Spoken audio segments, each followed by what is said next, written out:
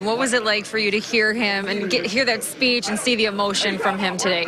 Yeah, I mean, he's one of those guys that didn't really let his emotions show too much on the field. You see a fist pump every once in a while. You see him get excited.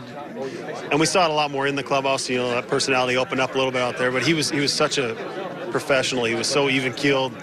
He was such a great example for everyone around him to see, and to see the emotion come out today. And, you know, to see it all kind of 18 years worth of being a Minnesota Twin all come out, and to see the tears, I think it's a natural reaction. And you know, I had the fortunate position of hitting behind him forever and being a good friend, riding to the ballpark with him, all that kind of stuff. And you know, it's good to see this room full and people get a chance to remember all the great things that he did. When people ask you, what was it like to be a teammate of Joe Mauer's, what is going to be one of the most important things for you to tell people about what he meant to you in your playing days? I think there's a few things. Obviously, it's very rare that someone younger than you can look up to, and he was one of those guys that he was so poised. Even as an 18-year-old, he came in and all the expectations of being the first overall pick and the pressure that came along with that, and the way he handled himself. I mean, he knew that he had to be at his best every single day, and he gave the Minnesota Twins everything he had every single day.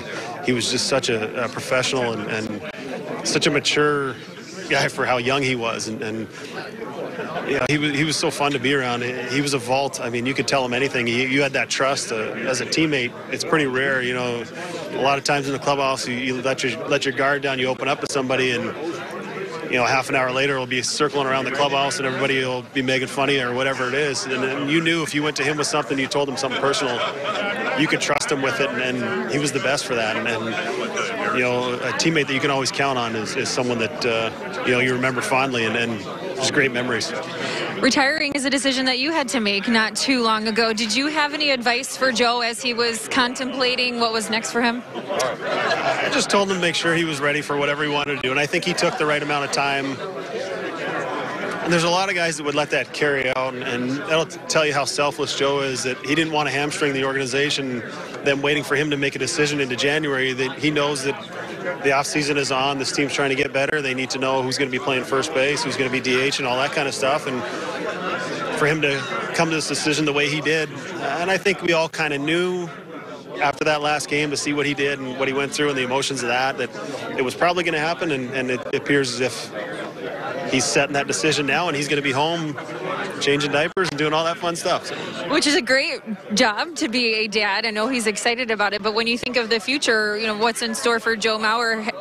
Have you tried to convince him to join you on the media side of things these days, or do you see him maybe, you know, stepping into the coaching type role?